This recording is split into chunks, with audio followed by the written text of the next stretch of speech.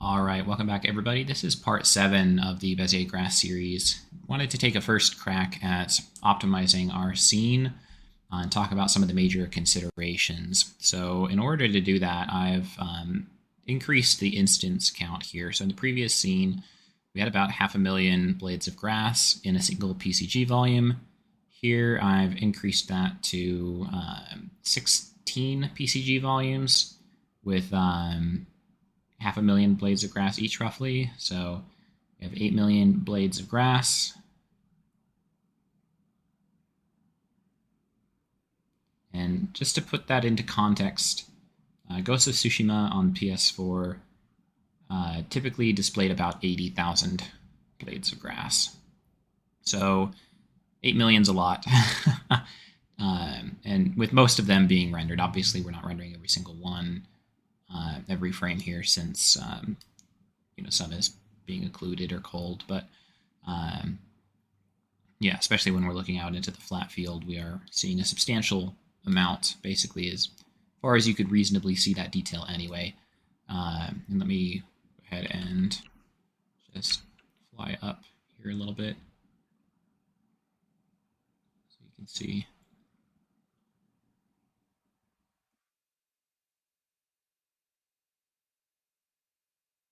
Looks like from above. Great. So there are a couple of things that you need to be mindful of when you're working with a foliage asset, especially like grass. So probably the biggest thing for opaque meshes like this that are going to be drawn in large quantities are shadows. Shadows are going to be probably the single most expensive part of drawing a large number of meshes like this. So we have to really rein in how we're handling the shadows. And the approach that I think provides the best compromise for performance and visuals is blending real shadows with virtual shadow maps, real shadows such as virtual shadow maps or cascading shadow maps with contact shadows. So essentially what's happening here is the grass immediately in front of the camera has full proper shadows using virtual shadow maps. And the grass a little bit farther away, transition is about here, the midground, is using strictly contact shadows. So if we go ahead and go to our virtual shadow map, shadow mask visualization here, you can see that, right? So its foreground here is all real shadow. And out there, we just have contact shadows. And if I go to my directional light and we go to contact shadows, and I just turn this off, you can see here is no contact shadows. Now, naturally, the best performance is going to be no grass shadows at all. And in Ghost of Tsushima, they actually did not do real grass shadows. They just used contact shadows. And they also used the terrain as a proxy shadow casting mesh as well, by increasing the height of the vertices of the terrain in the shadow pass rendering, which you could theoretically do in Unreal as well, using the shadow pass switch with the world position offset to just increase the position of the landscape's vertices when shadows are being drawn. But I think that's kind of pointless when honestly contact shadows can get us a look this good, which is pretty close to what this scene would look like if it was rendered with virtual shadow maps across the whole thing. But the issue, of course, with virtual shadow maps especially is the cached pages. So you'll see here in the cached page view, the blue parts of the scene. This blue essentially is telling us that these blue squares, these blue pages, have dynamic geometry in them that is having to be drawn every single frame and therefore can't be cached. Red would be, you can see it on the borders of the screen as I move the camera around, those would be objects that are not in the cache at all, so fully invalid pages that have to be drawn from scratch. And green are our cached pages. So the more the screen that is green, the better the performance. And blue and red are both bad for performance, especially if there's a large area. So if you tried to render this much grass with virtual shadow maps enabled for all of them, the performance would be really bad. And even for cascading shadow maps, it would be pretty bad when you're trying to draw that many objects into the shadow pass. So this is one of the big reasons I think that using non-nanite meshes for grass is currently the way to go, because the issue with nanite geometry is that currently it renders into the virtual shadow maps. Even though it does so very efficiently, it does so at an unlimited distance. And I'm not aware of, I'd love to hear otherwise, but I'm not aware of a way to disable that. So no matter how far away that mesh is, it's going to be casting a shadow, and you have no control over that. Whereas with LODs, you can easily turn off shadows for certain LODs. So what's happening here, if I go to our optimization, or excuse me, level of detail colorization, we look at the mesh LOD color. I don't know why it's not showing up right now. I think it's just glitching out because you can see over there. But yeah, so if we look at this, you can see LOD 1, 0, 1, and 2, and 0, 1, 2. And if we look at the settings here, we can see LOD2 is set to not cast a shadow.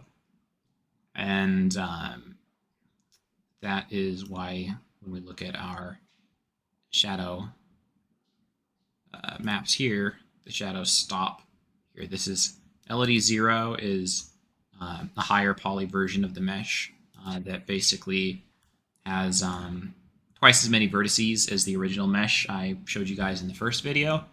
LOD1 is basically the original mesh, and LOD2 is one that's cut down roughly half from there. And that gives us control over the shadows. It also gives us control over the material. So you could, for example, put a simpler material on the grass that's farther away, because it's not going to need as many features. Like it probably doesn't need the the rim shading, like the normal map stuff that we did in the previous video or whatever. So you can simplify the farther material if you wanted, but that does result in extra draw calls, generally speaking. So you kind of want to be careful about how you approach it, right? And not just add in a bunch of extra draw calls by putting in tons of LODs with a bunch of different characteristics. But yeah, so we get that control. Whereas with nanites, we wouldn't get that control. Nanite also has another problem, which is overdraw. So if we look at our optimization view mode and we look at our quad overdraw, you'll see it's not great. It's not bad either, though. We are green on a large part of the screen because of these large amounts of overlapping quads. But because they're all opaque meshes, realistically, we can't have more than 4 anyway. So it's it's under control. And the problem with nanite is nanite overdraw, and so this is not going to really show up here much. If you look at these meshes that are nanite, you'll see how when we have overlapping versions of these meshes, this color gets a little hotter, and that's basically multiple pixels that need to be drawn in the nanite pass multiple times. And when you have geometry that's close together, even though it's opaque, you still get overdraw. Whereas if this mesh was not nanite, you wouldn't have overdraw. So it's not really an issue for normal meshes like this because they render so efficiently. But when you have 8 million meshes all stacked on top of each other, nanite is drawing every single one of them on that stack up to a certain thickness. You're going to get huge amounts of overdraw through nanite. And the issue is that nanite doesn't just have overdraw on its main pass, it also has overdraw on the shadow pass. And so we're not really going to be able to see that here because there isn't much of any, but basically when the sun is shining, it's also rendering, or any light that's shining on a nanite object for that matter, it's rendering, and all of the same overdraw that your camera would experience, the light is also experiencing. So it's not going to be able to efficiently only draw, 1 to 4 quads per pixel. It's going to have to draw hundreds or thousands of quads per pixel depending on the angle of the camera and the angle of the sun. So yeah, I think that given that there's not a way to turn off virtual shadow maps on a per instance basis for faraway nanite meshes so far, I think that's kind of a non-starter for shadow casting grass, and especially, but even just regular grass, it's kind of a problem. So yeah, so that's LODs. I also wanted to mention I've got 2 versions here of the mesh. I've got the rectangle version, which if we go to the wireframe here, I guess it might not work with this material, but it's a rectangle, right? So there's an extra quad or an extra triangle on that last quad area that's essentially being shrunk into nothing and wasted. I also made a version that is, and it might actually be easier to see this if we look at the UVs. Let's see. Here it is, UVs. Right. So if we look at the UVs, this one is a quad, right? And then if we look at this one, and we look at the UVs, you'll see it's a triangle. So I tried this out. I was curious how much of a difference it would make. So basically, if we get rid of that extra triangle on the end, we're saving a vertex and we're saving a triangle on hundreds of thousands, if not millions of blades of grass. It seems like that might be a worthwhile savings. However, we do have to make changes to the material. So for example, in our material, when we're generating our Y normal and doing a lot of other things here, we kind of assume that our UVs stay in this 0 to 1 space. So for example, when we're generating our smooth step for our edge profile, we can just simply follow the edge in the UV linearly because our strip of grass is a square. If our strip of grass was a triangle, we would need to interpolate, or change the position along the blade of grass based off of what point in the blade of grass we're on in order to get the right look. And that's not particularly difficult. So for example, you could do that over here. If you take the texture coordinates, we do the same subtraction as before. But then we also want to grab our red channel so we can tell how far along on the blade we are. And then we can mess around with the coordinates and get something that looks like this, right? And so this allows us to get that same rim shading potentially by using this instead of a gradient that looks like this, although pretend that I guess this is black and white the other way around, like I guess like that, right? But in any case, we can alter anything that's grabbing that UV coordinates and using that to drive an effect in the Y direction. So that's our Y normal. That's our blade width. You might have to do some extra logic to address that.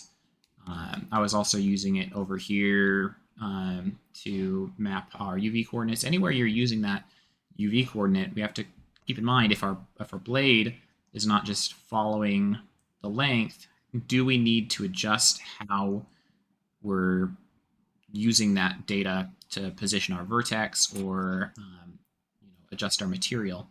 And the way I see it is that that's a lot of extra work in the shader to accomplish that. And so I tested it. I generated both of these meshes. I rendered all of them, and the performance was the same. Like, you know, I'm sure, you know, there's probably a measurable difference in, you know, the tenths of a millisecond or something like that, hundredths maybe. But I actually found it seemed like in my specific test scene here, the performance of the rectangular version was actually higher. I don't know if that's just, you know, flawed my testing, or if it's just the fact that we cut out a few instructions from the material. And so maybe the saved instructions on some of those calculations cheapened the rendering enough to justify the extra triangle. But the thing to keep in mind is that this extra triangle is really cheap because it takes up no screen space. So yeah, it's an extra triangle, you know, the vertex that's in memory or whatever, but we're instancing and it takes up 0 screen space. So I don't know. I'll leave that up to you if you want to do extra work in the shader to, you know, to compensate for the non-strip, you know, rectangular strip mesh, or if you'd rather keep it simple and, you know, deal with, you know, either problem, right? Neither's going to be absolutely perfect, but I feel like the convenience is afforded by us being able to use our UV coordinates in the 0 to 1 space is justified if there's no measurable difference in performance. So I'll leave that at that. But when it comes to generating LODs, there are really a couple of ways you can do it. One way is to automatically generate LODs by just going in here and choosing a number of LODs and then hitting apply. Right, so Unreal has a pretty good automatic LOD generation system, but it does a really bad job at kind of doing something like this where, you know, we're trying to get pretty accurate mathematical shapes, right? When you do an automatically generated LOD, it tends to kind of put the vertex positions in funny spots as it simplifies and reduces things. On more complicated meshes, it works really great. But if you're just trying to like half the vertex count of a rectangle, it does kind of a bad job. So I don't think I would use the LOD generation inside of Unreal for this specific thing here. I would just do it manually. So I'm not going to do a whole video on how to generate LODs because there's already plenty of videos out there for whatever your preferred piece of software is. But you know, I would just model them normal, like any other LOD, and just bring it straight into Unreal. I don't think I would go too crazy. Ghost of Tsushima used just 2 LODs, one with 15 vertices and one with 7. I've gone with 3 just because I wanted to get, you know, really nice level of detail up close for, you know, the point blank camera shots. So if we go in, you know, really close on this, we don't have any visible polygons for, you know, the first meter or so, but ultimately, you know, it was strictly unnecessary, and I think 2 LODs is just fine. If you reduce more than 15 vertices, then it looks okay at a really far distance, but you can start seeing, even at a distance, kind of the you know, the very simple nature of like an 8 or 9 vertex blade of grass. And so I didn't like it, but that's up to you. So I think that's all I have to say about LODs for now, but mainly the main appeal is that you get control over the shadow casting here. Next, I wanted to talk about culling. So there's 2 types of culling that we can do here. One is to prevent clipping. So I've got this set up in such a way that grass won't spawn where these meshes are. So for example, if I move this sphere, you'll see here where the sphere used to be, there is this patch where there is no grass. If I move it somewhere else, our PCG volume will regenerate, and that gets filled with grass. So the way that I've got this set up here is that, let's turn that off. Inside this has a tag, and I've got this set to block grass. And some meshes will work really well with this, some meshes won't. So sometimes you might need to create like a helper mesh. So you can see here, there is this pile of rectangles lining up with these objects with the tag block grass. So rather than using the nanite mesh, which is not watertight, like it's not a great mesh for generating collision geometry, I guess. I don't know how exactly PCG is doing it, but it doesn't get the volume of the mesh right. In terms of treating it like a solid object, it treats it like a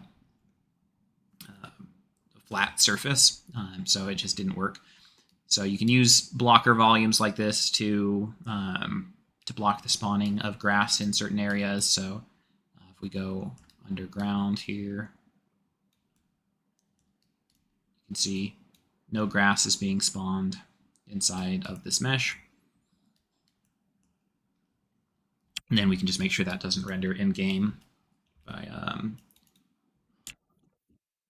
checking the box actor hidden in-game, right? Or however you want to handle that. So that's one way to do it. But the way that this works is we go to our PCG volume and we get actor data. We search for all actors that overlap ourselves. By self, it means the PCG volume. And then we look for the tag, and the tag we look for is block grass in this case. And then we take that data and we get an intersection with our previous set of nodes, right? So that comes in like normal. We find where does this actor intersect. I'm pretty sure it's using the volume data of the mesh, but I don't know for sure. Could be using collision data. Anyway, what's the intersection between our original points and the points that the tagged actors exist on? And then we use the difference node to subtract. So this is going to use a binary basically to subtract the areas where they intersect. So this is going to get all of the node, all the points in the PCG volume that overlap this sphere or these blocking volumes, and this is going to get all of the regular data set, and we're going to take away all of the overlapping points, and we're going to put that into our transformation point. And the next thing I've done here is I've broken our static mesh spawner out into 4 different static mesh spawners. And what this is doing is controlling the cull distance. So in this one starts to cull at 2,000 and ends culling at 4,000. And this one does 4,000 to 6,000. And this one does 6,000 to 8,000. This one 8 to 10.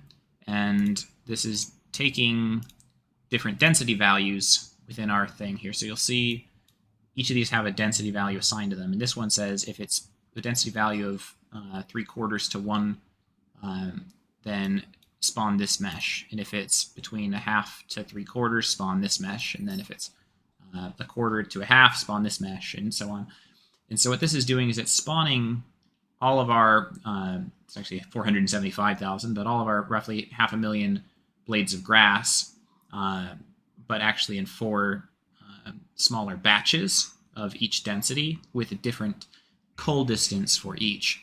And what this will allow us to do is cull some grass at an increasing distance, right? So as we look out here, this isn't really obvious because as we get farther away from the camera, most of the grass is kind of blocked. But if I were to fly up, you can maybe at this distance start to see that some of the grass has been culled, but some of it has not. And then, you can see how the culling is very gradual. Let me maybe look at, wonder if there's a view mode that might make this easier to see. Maybe we'll use shading model. Yeah, that might work. So you can see here, these instances kind of very gradually fading in and out, giving a very seamless transition to our texture. So that's another really big part of dealing with this, is getting a nice smooth transition. We want to be able to look at the distance and not really easily see where our grass is disappearing. So we'll talk more about how to blend out from the 3D grass to the your distant grass textures, probably maybe in the next video or something. But I think that having different stages of culling helps. And originally I intended to use this feature here, the static mesh component property override, because this actually allows you with one single mesh spawner to specify something such as you can have a cull value. You'll see here I've created a cull value in this graph right here, but actually I'm not using it right now because I found that when you use this, it seems to create a significant, it's going to regenerate everything in PCG, should have paused that, but it's going to use this, there's a significant preparation step that PCG adds if you're giving different meshes a value. So for example, if you use the same static mesh spawner to assign some meshes a cull distance of 2,000 and others a cull distance of 4,000, it spends a lot of time going through. It doesn't matter if there aren't very many instances. Like if you only have 20,000 instances, this is not a big deal. But if you have 500,000, it's going through a list of all of those instances and kind of putting that data into them, I guess, in some way. And that takes a ton of time to prepare. And the end result is that it takes a long time, like anywhere from crash your computer doing it, or several minutes if you don't run out of memory to actually put that data in. So I don't know, maybe it's a bug or something, but I found that while I had used this for smaller scale projects for similar things, like giving different pieces of foliage different values for its mesh descriptors, it did not work at this scale. So this is a workaround, because by doing it this way, we can deal with it in several smaller tasks that don't run us out of memory. So ultimately, I think this is probably a better solution, and we can easily control our ranges here. And then inside now, because each of these are giving a range of 2,000 units inside of our material, just so that they don't all disappear exactly the same time in a circle, I've added an extra bit of logic right here, which is a per instance fade amount and a per instance random, and then we get the step. And so if we were to plug this in and then disable this,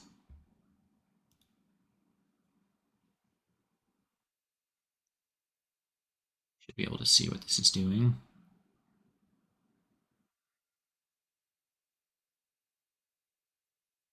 So here you'll see concentric rings of white on the grass, right? So these are candidates for being culled, essentially.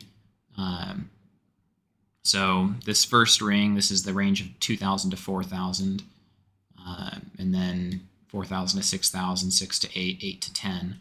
And every blade of grass that is white is going to be culled. And the way I'm culling that. Obviously, one, when it reaches the edge, it will just be culled automatically by PCG. But the way I'm doing that here is by taking advantage of the fact that we're already able to scale down the length of our mesh in the shader. And you could make this more gradual. I'm just doing it instantly by saying, does this per instance random value exceed the fade amount or not, right? So using the step node to flip it from black to white as it reaches a certain distance, and then using the value when it's 0 to multiply our length for our length preservation formula to 0. So it will basically say, rather than trying to preserve the length of our mesh, instead set it to be 0. And so it'll just shrink it down into nothing instead. So that can quickly shrink our blade of grass. But again, you could use this to gradually shrink the blade of grass instead, which could result in less pop-in. So you could say, rather than just using a step node, you could use like a smooth step or something and fade it out over a range, and that would cause the blade of grass to slowly shrink and create a smoother transition. But as you can see, as is, this is already a very smooth transition that ultimately looks pretty good, I would say. So that covers shadows, it covers LODs, covers nanite versus regular meshes, and overdraw being the related topic to that. And we've covered culling at a basic level, just making sure that you keep your instance counts manageable. What you'll find is that at a certain distance, and you could probably honestly take it even closer than this, because at a certain distance you'll find that the grass kind of just starts looking like noise and stops really improving the visual quality to have that many meshes at a distance. So culling a little more can absolutely be better, and you definitely want to manage that. I could probably be more aggressive with the culling here. And so you want to help try to manage the noise at a distance. Other ways that you manage noise is by simplifying other visual elements, for example, like interpolating the normals towards the landscape's normal at a distance, interpolating the specularity and roughness towards the landscape's specularity and roughness, moving everything towards a common blend, and that's both color and shading with the ground beyond it, and that's how you get a relatively consistent look on all of that. And then, one problem with the shadow technique I mentioned, I guess, it's not a huge deal, but it doesn't necessarily look super good at like noon. So if the sun's directly in the sky, the contact shadows don't do a great job, nor does the transition between regular shadows. But every other time of day, it tends to look pretty good, and give a nice result. I guess you do sometimes also have to deal with this where there's too much shadowing. But there are ways to fix that. You could, for the closest blades of grass, use a masked material and fade the shadow out gradually as it approaches the distance. I might try doing that. But yeah, that is one thing to keep in mind. So, but overall, I think it's worth it, and you can push the shadow out farther if you have the performance for it. Or you could disable the virtual shadow maps entirely and rely solely on contact shadows. But yeah, I think that's all I wanted to cover in this one, and that should get you pretty significant gains. If I tried to render the scene with none of these optimizations, I'd probably get like 10 or 20 frames per second, rather than, I'm probably getting, I don't know, 45, 50 right now. Let's see.